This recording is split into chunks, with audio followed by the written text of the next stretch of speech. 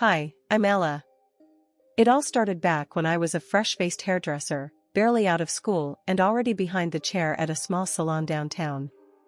Those were simpler times, just me and my scissors, and the whole world seemed like it was there for the taking. It was a regular Tuesday when James first walked in. The bell above the door jangled and in he came, looking around like he wasn't sure he'd come to the right place. His hair was a mess, a wave of thick curls that looked like they fought comb and scissors equally. "Hey, you open for a walk-in?" he asked, his voice unsure over the buzz of hairdryers and chit-chat.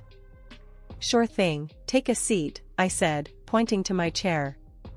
He sat down, and I threw the cape over him, snapping it at the back a bit tighter than necessary.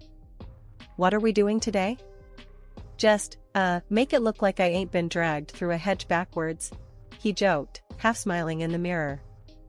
I laughed, picking up my scissors. "I reckon I can do that." As I worked, we started talking. Turns out, we both had a thing for old-school rock bands and hated modern pop. "Can't stand that electronic stuff they play everywhere now," he grumbled. "Tell me about it. Give me some Zeppelin or Floyd any day," I replied, snipping away. "Exactly," he said, and just like that, it was like we'd known each other for years. We talked about everything under the sun, books, movies, you name it. By the time I was done, his hair looked 100 times better, and there was something in his smile that told me this wouldn't be the last I'd see of him. He came back every other week for a trim, always timing his visits so it'd be my chair he'd end up in. We started grabbing coffee after my shifts, and those coffees turned into dinners, and well, you know how it goes. A year later, we were married. Nothing fancy, just us and our families in the backyard of his folks' place. We were so broke back then that our honeymoon was 3 days in a lakeside cabin that smelled like mildew and old fish. But we didn't care, we were on top of the world. Then along came Michael, our little bundle of joy. Having him was tough at first, what with money being tight and me trying to juggle motherhood with work. But we made it through, mostly because James was right there with me, taking on night feeds and diaper changes without a single complaint. Life was good. Really good. We had our ups and downs, sure, but who doesn't? I loved my job, got to meet all sorts of folks from around town. Everyone had a story, and they all seemed to want to share theirs with me. Guess I just have one of those faces. 30 years sure fly by when you're busy living life. Now, I'm 52, and not just any hairdresser, but the one in town everyone waits a month to see. James climbed his way up too, now he's the big boss at his company. We've got ourselves a beautiful house that's a bit too quiet now that it's just the two of us. Our son Michael, 29 and all grown up, lives in his own place across town. Life at the salon was always bustling, but on one rainy afternoon, it got a bit more interesting. Clara walked in, drenched from head to toe, looking like she needed more than just a hairdryer. She had a sad sort of look in her eyes that caught me right away. I could tell she needed a chat as much as a new hairstyle. "Rough day, huh?" I asked as she plopped down in my chair, not even caring as the water dripped from her coat onto the floor.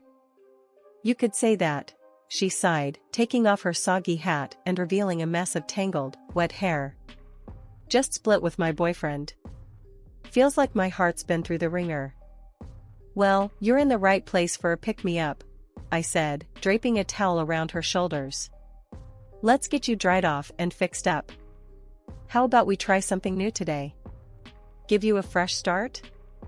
Clara nodded, looking up at me through the mirror. "I'd like that. I really would." As I worked on her hair, we talked about all sorts. Turns out, she was new in town, trying to start over after everything that had gone south with her ex. I found myself giving her bits of advice, not just about hair, but about finding her feet in a new place. By the time I was done, she had a sleek new bob that framed her face perfectly, and her smile was starting to peek through again. "You know, I feel lighter already," she admitted, checking out her new look. "Thanks, Ella. Seriously." "Anytime, Clara. You know where to find me," I said, handing her the mirror so she could see the back. Just then, Michael walked in, surprising me during work hours. He'd been doing some errands around town and decided to drop by. His eyes landed on Clara, and I saw that same spark I'd noticed between me and James all those years ago. "Mom, hey, who's this?" Michael asked, trying not to make it obvious he was checking Clara out. "This is Clara. Clara, meet my son Michael. He's usually not around during the day, thinks he's too busy for his old mom," I joked, giving Michael a playful glare. "Nice to meet you, Clara. And Mom, I'm never too busy for you," Michael shot back with a grin. Clara laughed, and I could see her warming up to Michael's charm. "Nice to meet you too, Michael. Your mom's been telling me all about the town. Sounds like you both know it inside out." "Yeah, well, I could show you some places if you like," Michael offered, and I almost rolled my eyes at how smooth he was being. "That'd be great," Clara said, her smile bright and genuine now. As they chatted, I cleaned up my station, keeping one ear on their conversation. It was clear they clicked instantly. Michael offered to take her out for a coffee to continue their tour guide chat, and Clara agreed. Watching them walk out together, I felt a mix of emotions. I was happy for Michael, seeing him light up around Clara, but a part of me worried, too. Starting new relationships on the rebound can be tricky, and I hoped he wouldn't end up getting hurt. Michael and Clara, who quickly became like a daughter to me, had rushed into marriage. It was a whirlwind, sure, but seeing them so happy made everything feel right. We often had them over at our place, where laughter filled the rooms more than the light. I loved those dinners. Clara would always joke about her taste in men, teasing Michael by saying she liked them slender and athletic. Michael would play along, sucking in his gut and flexing like a bodybuilder, which had us all cracking up every time. It was all in good fun. And after we ate, Clara would help clean up without missing a beat, saying she couldn't just sit and watch me do all the work. It warmed my heart to have such a caring daughter-in-law. James and we were doing all right ourselves. He had become a big shot at his company, always busy, always on the move. But things started to change, subtly at first. He began working late more often, and his business trips multiplied. I'd ask him about all the extra hours and travel, and he'd just shrug it off, saying, "It's a busy season, Ella. Gotta make hay while the sun shines." I couldn't argue with that, but it was his newfound love for the gym that really threw me for a loop. One morning, I found him digging out workout clothes from the back of our closet. "What's all this about?" I asked, watching him as he packed a gym bag. "Got to keep up with the young guys at work," he chuckled, zipping the bag shut. "Can't let them think I'm getting old." "That so?" I teased, leaning against the doorframe. "Well, look at you, Mr. Fitness." He flashed me a grin. "Who knows, maybe I'll get abs like Michael." I laughed, because the thought of James, who usually avoided physical exertion like it was the plague, suddenly turning into a gym buff, was too bizarre. But, I have to admit, part of me was glad. Glad he was taking care of himself. It seemed like a good thing. Life seemed almost perfect. Our home was filled with love and laughter, our careers were thriving, and with Michael and Clara so happy, grandkids didn't seem like a far-off dream anymore. But every so often, when James would leave for another sudden business trip or come home late from the gym, a small voice in the back of my head whispered doubts. I pushed them away, telling myself it was all normal, just part of life's routine adjustments. Yet, I couldn't shake the feeling entirely. Watching him pack for another trip, I'd find myself asking, "Everything okay at work?" "Same as ever, just the grind," James would answer, and though his words were reassuring, his eyes didn't quite meet mine like they used to. I started watching the clock, noting when he left and when he got back. The intervals were stretching longer, the explanations shorter. "Just ran into some traffic," or "had to help a colleague out," became common refrains. One night, lying in bed waiting for him to come home, I realized that no matter how perfect things seemed, there was a crack somewhere. I just hoped it was my imagination running wild, a silly phase that would pass. Because the alternative, the possibility that something serious was amiss, was something I wasn't ready to face. Not yet. It was a regular Thursday at the salon when Marie, a client I've known for years, came in bubbling with excitement about her recent vacation. As she settled into the chair, she started showing me videos they'd taken. "We caught so much of the trip, Ella, look at this one," she beamed, scrolling through her phone. As she held up the screen, a video of a bustling restaurant played. I watched, half listening as Marie narrated their dining experience, but my attention snapped fully when the camera unintentionally captured a couple at the next table in a deep kiss. My heart sank, my breath caught in my throat. It was James and Clara, Michael's wife, tangled up in each other, completely lost in the moment. "Can you send that to me?" I managed to choke out, my voice barely above a whisper. Marie, puzzled by my sudden interest, nodded slowly and forwarded the video to me. "Sure, but are you all right, Ella? You look pale." I forced a smile, shaking my head slightly. "Yeah, just thought I saw someone I knew. Thanks." The rest of the day passed in a blur. My hands moved mechanically, cutting and styling, but my mind was stuck on that video. The image of James and Clara together haunted every moment. I didn't dare call James. Instead, I waited until I was home, my nerves stretched tight, and called Michael. "Michael, I need you to come over. It's important," I said as soon as he picked up, trying to keep my voice steady. When he arrived, his face was etched with concern. "Mom, what's going on? Are you okay?" I didn't meet his eyes as I handed him my phone with the video queued up. "Just watch," I said, my voice breaking. The color drained from Michael's face as he watched. The shock, the realization, hit him all at once. "Dad? And Clara?" His voice was a mix of disbelief and pain. He looked from the phone to me, searching for an answer. Before I could reply, the front door swung open and in walked James, Clara beside him, both laughing about something trivial. The sight of them so carefree twisted the knife deeper into my chest. James, still smiling, started, "Guess who I ran into today and gave a ride?" His words hung in the air as he finally noticed the atmosphere. Michael threw the phone on the table, the video still playing, the sound of their laughter grotesquely out of place now. James's smile faltered, his eyes flicking from the phone to our faces, realizing what had happened. Clara's smile dropped as she followed his gaze to the screen displaying their indiscretion.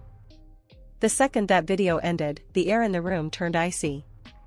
James turned pale as if he'd seen a ghost, while Clara, with a cruel smirk, didn't even try to hide her glee.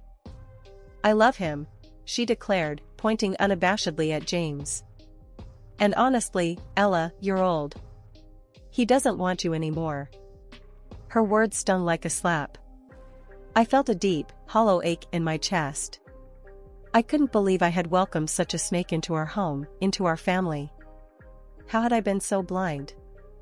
Michael's reaction was instant. His face flushed with anger as he stood up, towering over his father. "I'm done with you, Dad. And you." He turned his fury towards Clara. "Get out of my house." Clara's laugh was sharp, her voice laced with entitlement. "And where am I supposed to go? I'm entitled to half of this apartment and alimony. You owe me that much." Michael scoffed, the sound bitter and full of scorn.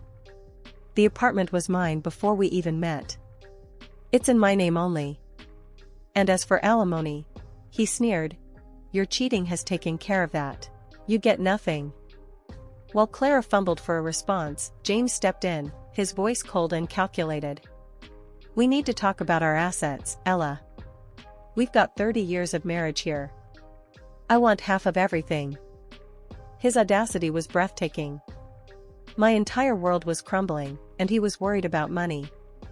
The nerve of him, after what he'd done, to stand there and demand a share of our life together as if he hadn't just betrayed everything we built.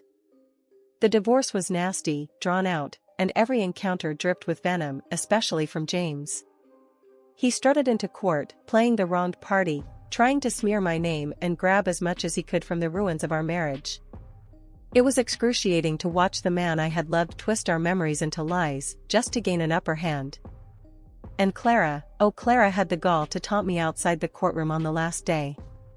"You're just an old woman, Ella. James wanted someone young and beautiful, like me." Her words echoed in my ears, each syllable a pointed dagger meant to wound. It felt like the ultimate betrayal, not just of the heart but of all the years we'd spent side by side. I drove home those days feeling like the shell of the woman I used to be, questioning my worth, questioning every year we'd spent together. But through this storm, Michael was my rock. He stood by me, his presence a constant reminder that not everything from my marriage was a loss. Seeing the strength and integrity in my son, I realized that if my marriage had given me nothing else, it had given me him, a man who knew right from wrong, who stood up for what was right even when it was hard. One morning, I stood in front of the mirror, took a deep breath, and made a vow to myself. "Ella, it's time to rebuild, from the ground up." The reflection staring back at me nodded, as if sealing the pact. One of the hardest decisions I had to make was about the house. It was too full of memories, too big for just me. Plus, the settlement required that we sell it and split the proceeds. "Fresh start, Ella," I muttered to myself as I signed the papers at the real estate agent's office. "Trust me, you're making the right move," the agent, a kindly middle-aged man named Roger, assured me. "Something smaller, more manageable, it'll be good for you." He was right. I bought a cozy 2-bedroom apartment closer to the city center, perfect for one. The day I moved in, I felt a weight lift off my shoulders. As I unpacked boxes and arranged furniture, there was a sense of creating something new, something wholly mine. The next challenge was work. My career had always been a part of who I was, and I wasn't about to give that up. With the divorce settlement, I had some capital, and a fiery drive to not just continue, but to expand. I decided to open my own beauty salon. Finding the right location took time. I walked through countless potential spots, each time envisioning what could be. When I finally found the perfect place, a small but bright space on a busy street, I knew it was the one. "I can see it now," I told Michael, who had come along to give his approval. "Ella's Elegance, right there on the sign." He grinned, his earlier support unwavering. "It's perfect, Mom. You're going to make it into something amazing." The process of opening the salon was grueling. Renovations, permits, supplies, it seemed endless. But with each step completed, I felt a surge of accomplishment. This was mine, my creation, my new beginning. The grand opening was a flurry of excitement. Friends, longtime clients, and even curious passers-by filled the space, their chatter and laughter breathing life into the once empty shop. 3 years have passed since the divorce, and looking back, I barely recognize the woman I was when this all started. My business has flourished, becoming more than I had dared to hope. The community's support has been overwhelming, and in return, I've done my best to give back, to create a space that's welcoming and warm. Michael got married again 2 years after the divorce.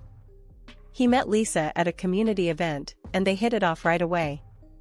They've since had twins, a boy and a girl. Seeing him so happy, so fulfilled, it's given me a new kind of joy I didn't know I was missing.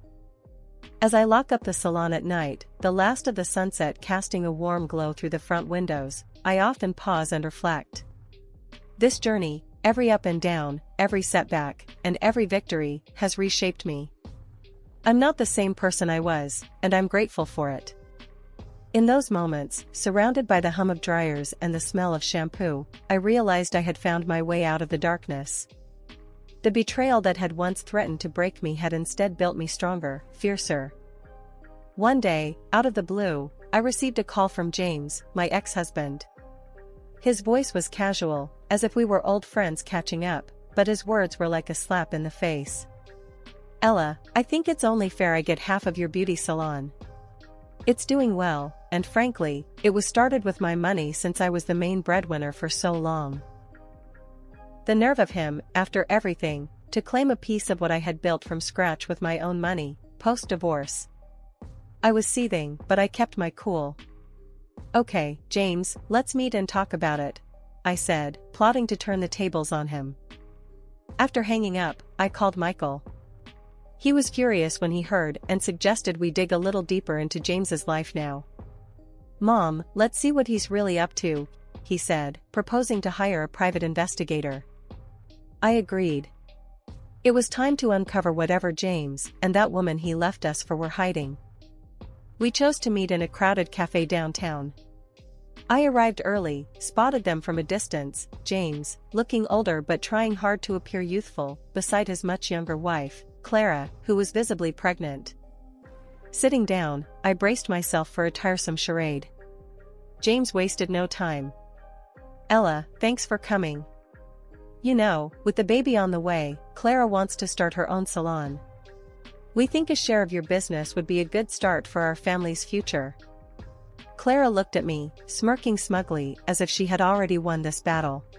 I forced a smile, listening to James ramble about the bright future he envisioned for his new family, all the while thinking how deluded he was. Finally, when he paused for breath, I saw my moment. James, you're living in a fantasy.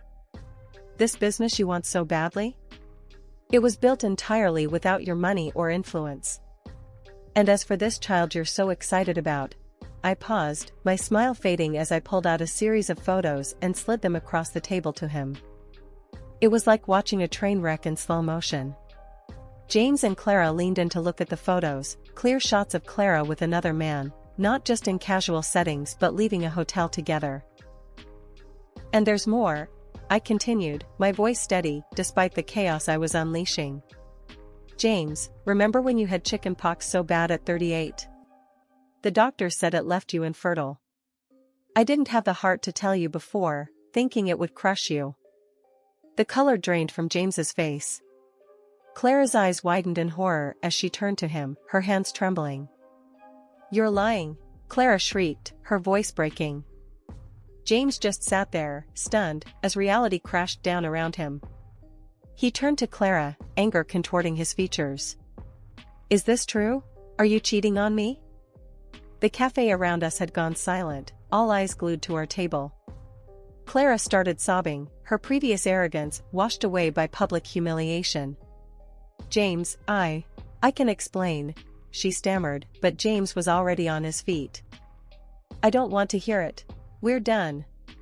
He was shouting now, causing a scene as his world fell apart. Get out of my life. I stood up, smoothing down my skirt. I think this meeting is over, I announced, my voice loud enough for the surrounding tables to hear. I want nothing more to do with either of you.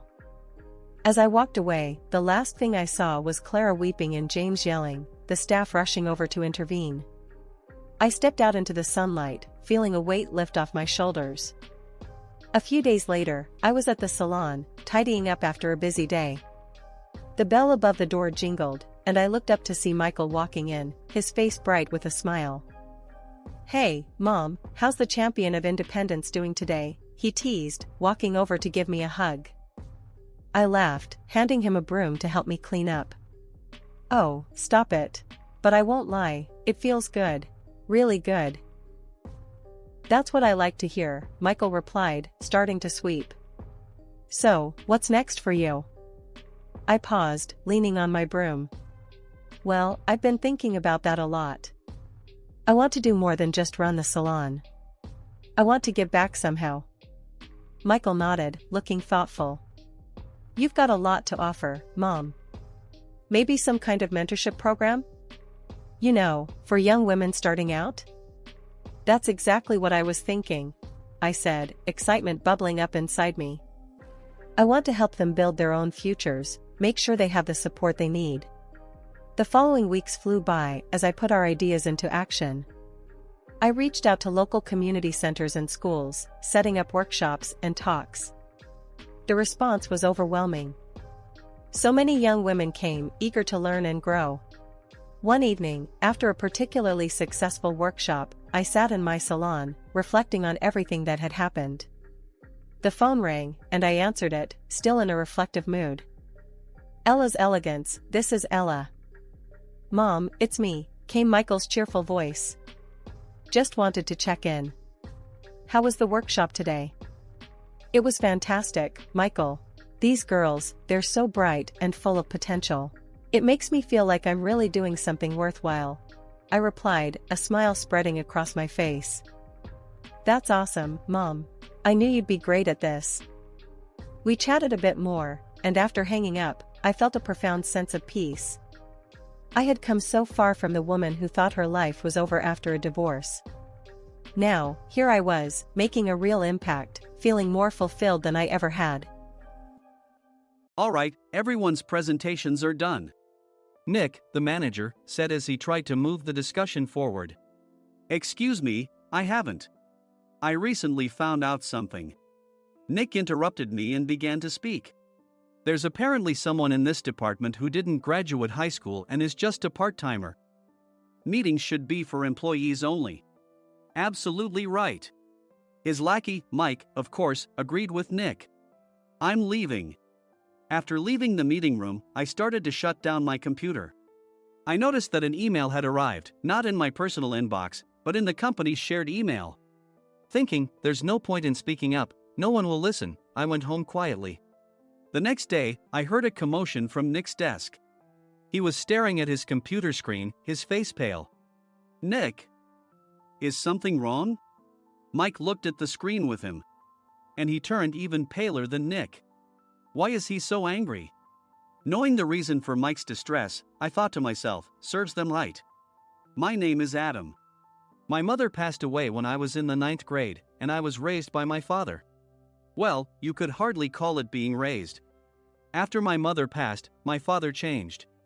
He drowned his sorrows in alcohol, and though he still went to work, he squandered our living expenses on horse racing. Because of that, I had to start working part-time as soon as I entered high school. Every month, I went to the convenience store with bills in hand that couldn't be auto-deducted from my father's account. Even though I endured it because I didn't want to be alone, I reached my limit in my second year of high school and dropped out. I found a live-in job at a distant inn. Thank you for everything. The day I left home, my father, still staring at the TV, spoke. Take care. That was our last conversation. Back then, 18 wasn't the age of majority, so I needed my father's permission to work, and I couldn't hide my place of employment. Yet, my father never visited me even once. I kept working just to survive, and before I knew it, I was 42. Years of hard work paid off, and I was transferred to the headquarters. I was thrilled to be recognized by the company, as I thought I'd be working in the field until retirement due to my lack of formal education. Listen up. Our work can change the future of our employees. Don't drag us down. On my first day after the transfer, Nick, dressed in an expensive suit, spoke sternly. There was a reason for this. Our inn was located in a prominent tourist destination, known so well that everyone in the state could sing its commercial jingle. At its peak, we had 5 locations within the state. But that was long ago. Due to financial difficulties and aging facilities, only the place where I had worked for many years and the original establishment remained. I was prepared to lose my job anytime, but now there was a glimmer of hope. With the rise of social media, the tourist area where the inn was located started gaining attention again. Depending on how hard the sales department, where I was transferred, worked, we could either thrive or be forced to give up this prime location to the new hotel chains continuously popping up. For Nick, who had switched careers from another industry to strengthen our sales, this was a battle he couldn't afford to lose. I understood why he had to be strict. I will do my best. Nick sneered at my enthusiastic declaration. Did you not hear what I said? I'm sorry. I thought I was listening carefully. Out of habit from years of customer service, I apologized reflexively, though I had no idea what had offended him. Someone was watching me with a smirk. In this department, there are those who are expected to excel and those who have been shoved here because they have nowhere else to go. You are the latter. It was Mike, the section chief. He's 7 years younger, at 35. But he was called to headquarters much earlier than I was and had been moving around within the headquarters ever since. I'm not jealous, but I can't accept that he's my boss. Graduating from a prestigious university, he has an unusually high pride and caused many problems as a newbie, making things very difficult for me when I was the front desk leader. When I found out Mike was transferred to the sales department a month before me, I was disheartened. Mike is right. With just a middle school diploma, there's not much you can do. Don't even think about achieving results. As if I didn't exist, Nick remarked, I'm thirsty. Mike eagerly ran to the coffee maker. It seems Mike is Nick's lackey. I regretted being happy about my transfer to headquarters, wishing I had stayed on site forever. Send a direct mail to every company on this list by the end of the day. Nick only assigned me tasks that even a new graduate could handle. What? There are over 1,000 companies. You want me to send to all of them by today? Yes, if you and your fellow misfits split the work, even those with nowhere else to go should finish by today. I glanced at the employees typing away expressionlessly. They were worn out from customer service, only thinking about leaving on time, or were women reassigned after having children. With zero motivation for work. Even Sam, a new graduate from the same university as Mike, who was supposed to be among the expected achievers, had no enthusiasm for the job. Having joined the company wanting to do customer service. I don't care what they say, I plan to quit anytime, he said. Only Nick and Mike were highly motivated, making all the decisions between the two of them. I originally only wanted to work at the inn to survive and had no particular attachment to this job. I swallowed my words, thinking I had no right to reprimand them. About a month after the transfer, Nick told us with a frustrated look. To commemorate the 50th anniversary, we've decided to create a plan exclusive for one group per day. Originally, Mike and I were supposed to come up with it, but our president, Mr. Thompson, insists on hearing everyone's opinions. So, you all get a chance. As Nick explained, Mike began handing out prints. Make sure not to embarrass Nick. If your ideas are half-baked, you'll have to redo them. It seemed that they had printed his handwritten notes by Mr. Thompson, which included several questions and a section for free responses. It made sense why Nick had to seek our input, given that all responses had to be submitted to Mr. Thompson. We were given a week to think about it, and a meeting was scheduled to compile our ideas. My plan is to let guests enjoy both the old and modern America. Nick began the presentations. Guests would watch a master confectioner at a nearby traditional sweet shop make sweets in front of them. The welcome drink would be premium tea in a bottle. Nick's plan was certainly attractive. After his presentation, Nick called on us to present in the order we were seated. Just as I stood up for my turn. All right, everyone's presentations are done. Excuse me, I haven't. I recently found out something. Nick interrupted me. There's someone in this department who didn't graduate high school and is just a part-timer. He was likely talking about me. I joined the company as a part-timer and was made a full-time employee when I turned 20. That was 20 years ago, so Nick and Mike probably had no chance to know until recently. Meetings should be for employees only. Absolutely right. After that, Nick kept creating opportunities to solicit everyone's opinions, purposefully excluding me from speaking. The meeting unexpectedly heated up and went past the scheduled end time. A few people asked to leave, and the discussion continued with the remaining few. Still here? Normally, you'd leave in that situation. Though I had no attachment to the job initially, hearing kind words from customers made me want to make them happier.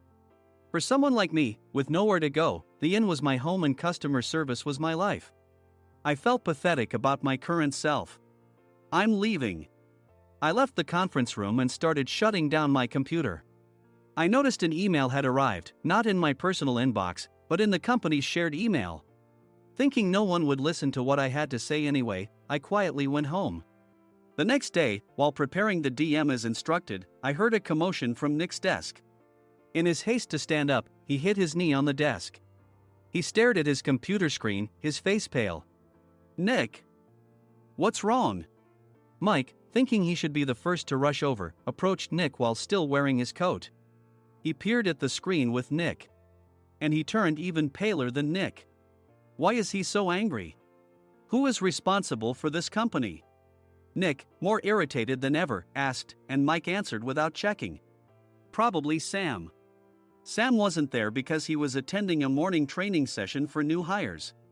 Nick gave up on getting angry and returned his gaze to the screen. They were looking at an email that arrived right after the end of the working day yesterday.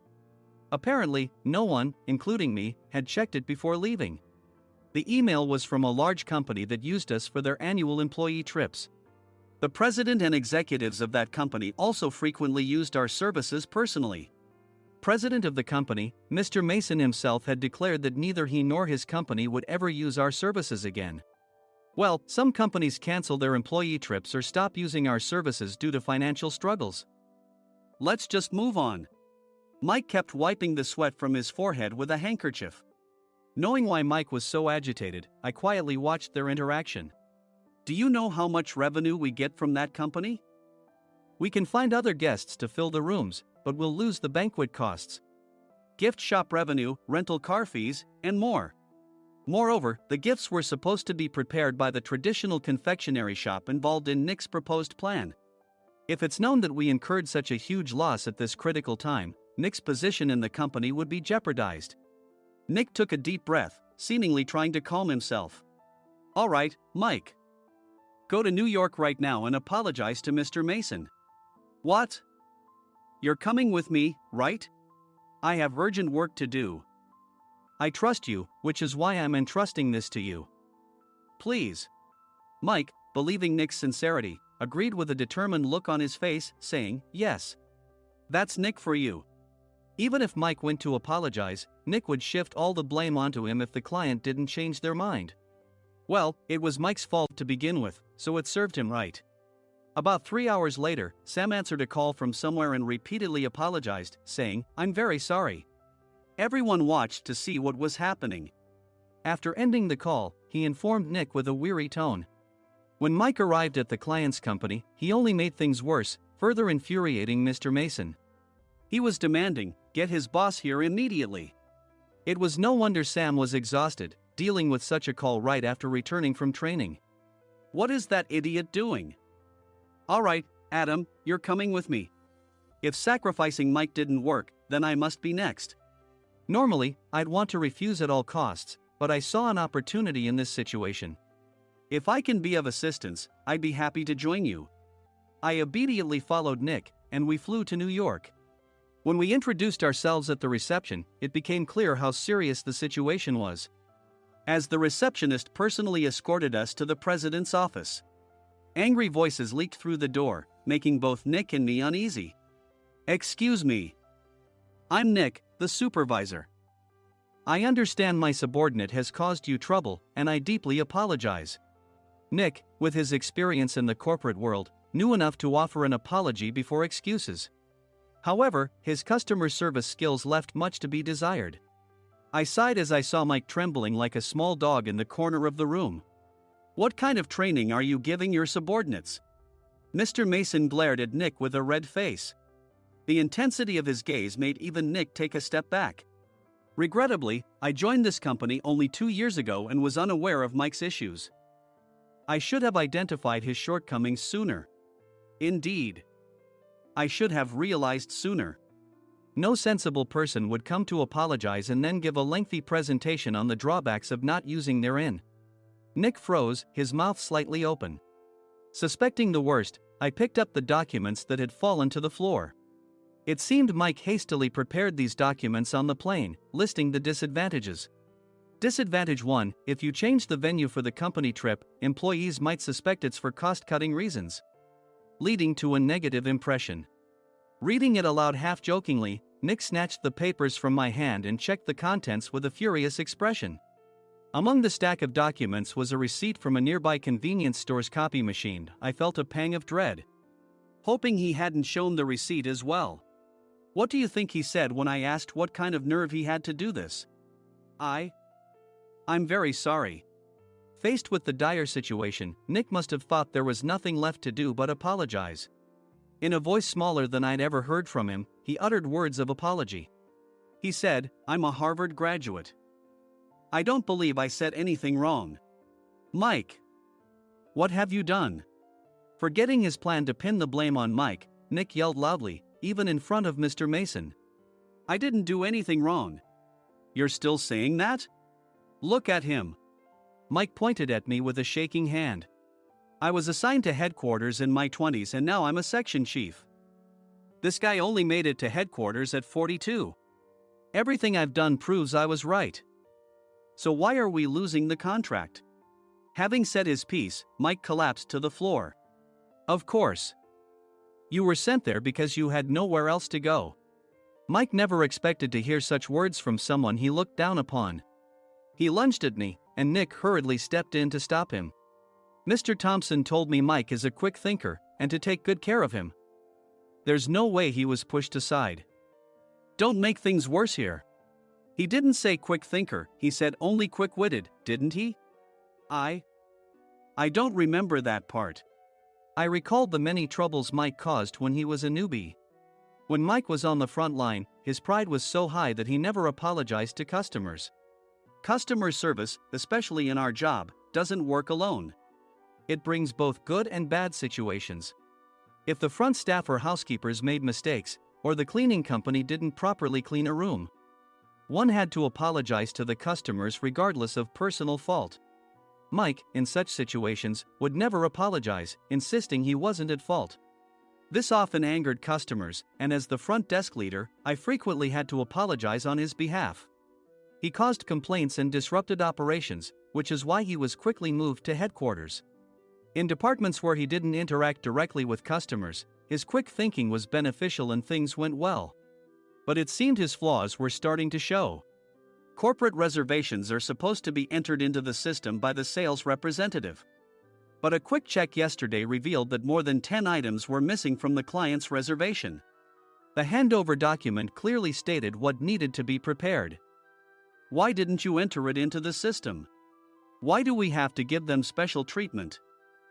Filling rooms near the banquet hall, setting up all the food in advance. Specifying the brand of wine, they're too demanding. No wonder he always angered customers, I thought, feeling a headache coming on. Grouping them in rooms near the banquet hall is for our benefit too. It makes it easier for the staff to set up beds and serve breakfast since everyone's schedule is synchronized. As for the other requests, Mr. Mason suggested them to lighten our load. I didn't know that. Nick finally seemed to realize that Mike was the one who had angered the client. What did you say to them? I just told them we wouldn't give them special treatment anymore. We shouldn't waste effort on things that don't bring in money. I was utterly exasperated at his lack of understanding of customer service. Of course, we shouldn't comply with unreasonable demands. But carrying over successful practices from past stays makes customers feel remembered and enhances their experience. Good memories encourage repeat visits. That's part of our job. I looked down at Mike, who was sitting on the floor. In our job, nothing is a waste. Mr. Thompson likely moved you to the sales department, hoping you'd finally understand this. How do you think he feels now that you've failed to meet his expectations? Mike, tears in his eyes, fled the president's office. I was amazed he still hadn't apologized. You have it tough, Adam. It's okay, we're all employees of the same company. I deeply apologize for this disrespectful incident. Especially after all the care you've shown us. If it weren't for you, Adam, I really would have stopped staying here. When I heard you were moving to the sales department, I was willing to reconsider if you handled it. Seeing us talk so amicably, Nick's face contorted. Do you two know each other? Adam's service is excellent. I always requested him specifically. Normally, we don't accept specific staff requests, but we made an exception for Mr. Mason, adjusting my shifts accordingly.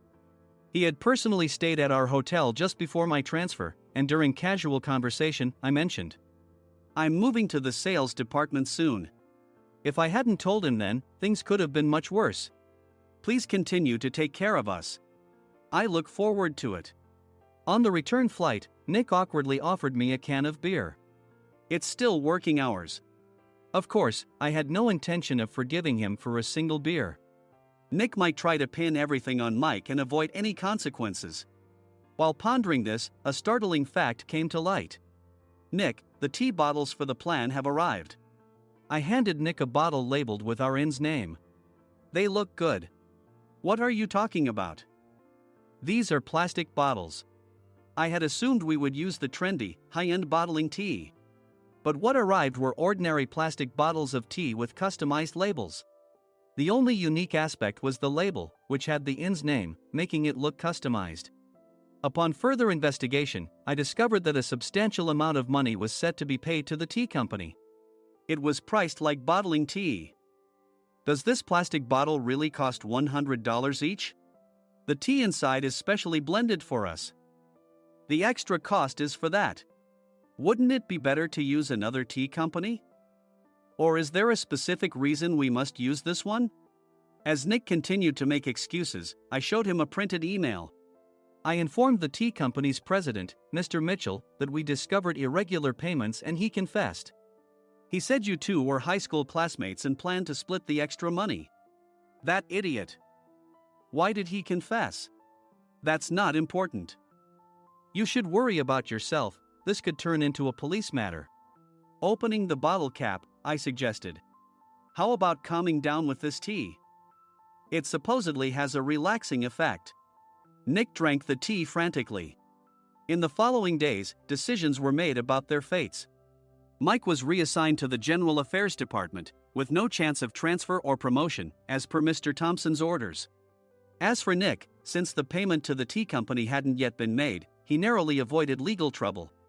Instead, he was encouraged to leave the company, and to avoid further complications, Nick submitted his resignation. Rumor has it that connections between HR departments have made it difficult for him to find new employment. Even though it was good to have those two gone, something unexpected happened in the sales department. Everyone became motivated and united in refining the 50th anniversary plan. In the end, my plan was adopted. We collaborated with the Tourist Information Center to provide personalized guides. The plan, tailored to the number of guests, was truly special for the 50th anniversary. Hey, is Adam's family coming to stay? I immediately booked that special plan for my family. Sam noticed it on the reservation list and quickly picked up on it. Yes, I'm inviting my father. That's great. I might invite my parents too. I lacked the courage to face my father just as Adam. But here, with the confidence Mr. Mason praised, I felt ready. The 50th anniversary plan was a perfect opportunity to reconnect with my father. I hoped to bring back the days when we could laugh together as we once did.